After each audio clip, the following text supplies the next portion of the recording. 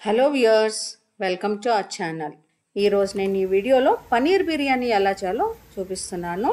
దానికోసం 1/2 kg basmati rice కానీ మామూలు సోనా మసూరి రైస్ కానీ తీసుకుని శుభ్రంగా కడిగి 1 గంట నానబెట్టుకోవాలి. 1/2 kg రైస్కి 200 గ్రాములు పన్నీర్ తీసుకుని చిన్న చిన్న ముక్కలుగా కట్ చేసి దాని మీద ఉప్పు, పసుపు, కారం వేసి ఒక 15 నిమిషాలు వదిలేయాలి. 1/2 kg రైస్ తీసుకున్నాం కదండి, 1 గ్లాస్తో కొలుచుకుంటే ఎన్ని గ్లాసులు అయితే బియ్యం అవుతుందో దానికి 2 నీళ్లు పోసి అందులో కొద్దిగా ఉప్పు వేసి మరగనివ్వాలి. ఉప్పుతో పాటు ఒక పెద్ద ఇలాచీ, ఒక స్టార్ అనీసు, 4-5 చిన్న ఇలాచీలు, కొన్ని లవంగాలు, కొన్ని తోక మిరియాలు లేదా కవాబ్ చీని, ఒక బిర్యానీ ఆకు, 2-3 పచ్చిమిరపకాయలు నిలువుగా చీల్చి, కొద్దిగా పుదీనా, కొద్దిగా నూనె వేసి మరగనివ్వాలి. నీళ్లు బాగా మరిగి కలర్ చేంజ్ అవ్వగానే ఒక స్ట్రైనర్తో పైన మసాలాలన్నీ తీసేయాలి. తీయకపోతే బిర్యానీ తిన్నప్పుడు పంట కిందకి వస్తాయి. ఈ నీళ్ళల్లో గంట నానబెట్టుకున్న బియ్యాన్ని వేసి ఒక 75% అంతా ఉడకనివ్వాలి. ఇలా మసాలా నీళ్ళల్లో బియ్యం ఉడకడం వలన మంచి ఫ్లేవరే కాకుండా రుచి కూడా వస్తుంది బిర్యానీకి. అన్నం ఉడుకుతున్నంతసేపులో పొయ్యి మీద ఒక ప్యాన్ పెట్టి కొద్దిగా నూనె వేసి మ్యారినేట్ చేసి పెట్టుకున్న పన్నీర్ని లైట్గా ఫ్రై చేసుకోవాలి. ఒకవైపు ఫ్రై అయిన తర్వాత జాగ్రత్తగా ఇలా రెండో వైపు కూడా వేసి ఫ్రై చేసుకోవాలి. ఫ్రై అనేది ఆప్షనల్. ఫ్రై ప్యాన్లో కొద్దిగా నూనె వేసి ఒక మీడియం సైజ్ ఉల్లిపాయని సన్నగా కట్ చేసి ఇలా ఫ్రై చేసి పక్కన పెట్టుకోవాలి. అదే నూనెలో కొద్దిగా జీలకర్ర, 3-4 ఇలాచీలు, కొన్ని లవంగాలు, కొద్ది దాల్చిన చెక్క, ఒక బిర్యానీ ఆకు, సన్నగా కట్ చేసి పెట్టుకున్న ఉల్లిపాయలు వేసి ఫ్రై చేయాలి. ఉల్లిపాయలు వేగిన తర్వాత 6-7 పచ్చిమిరపకాయలు లేదా మీరు తినే కారాన్ని బట్టి ఎక్కువ తక్కువ కూడా చేసుకోవచ్చు. 1 స్పూన్ ఫ్రెష్గా నూరిన అల్లం వెల్లుల్లిపాయ లేదా పేస్ట్ ఉంటే అది వేసి పచ్చివాసన పోయేంత వరకు వేయించుకోవాలి.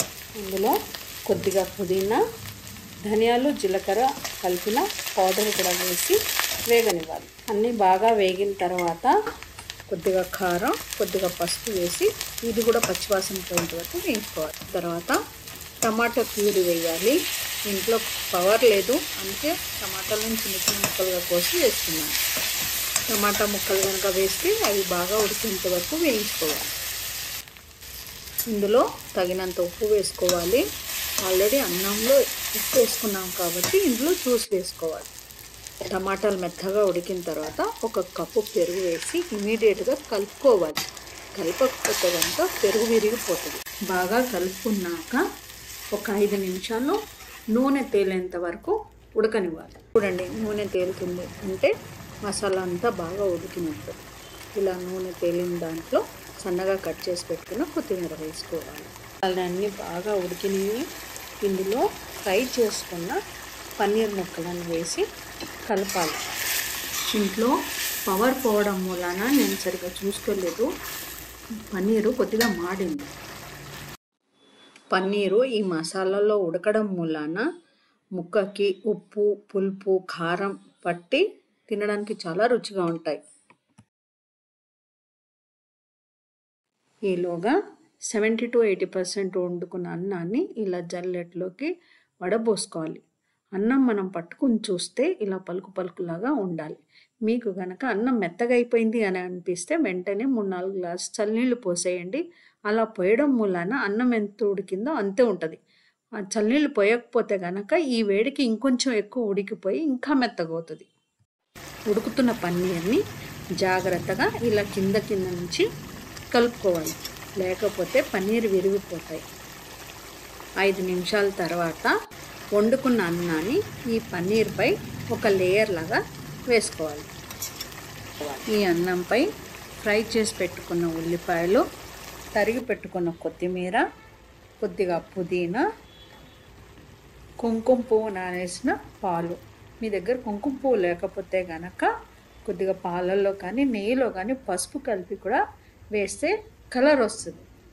2 స్పూన్ల నెయ్యి వేసేసి లిడ్ పెట్టి సిమ్లో ఒక 10 నిమిషాలు ఉడకనివ్వాలి.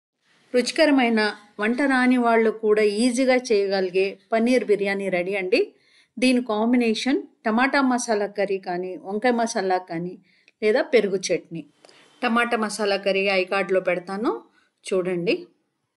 ఇది కనుక మీకు నచ్చితే లైక్ చేయండి, షేర్ చేయండి, కామెంట్ చేయండి. మొదటిసారి కనుక మన ఛానల్ని చూస్తుంటే ఛానల్ని సబ్స్క్రైబ్ చేసుకోండి. Thank you once again for watching my channel.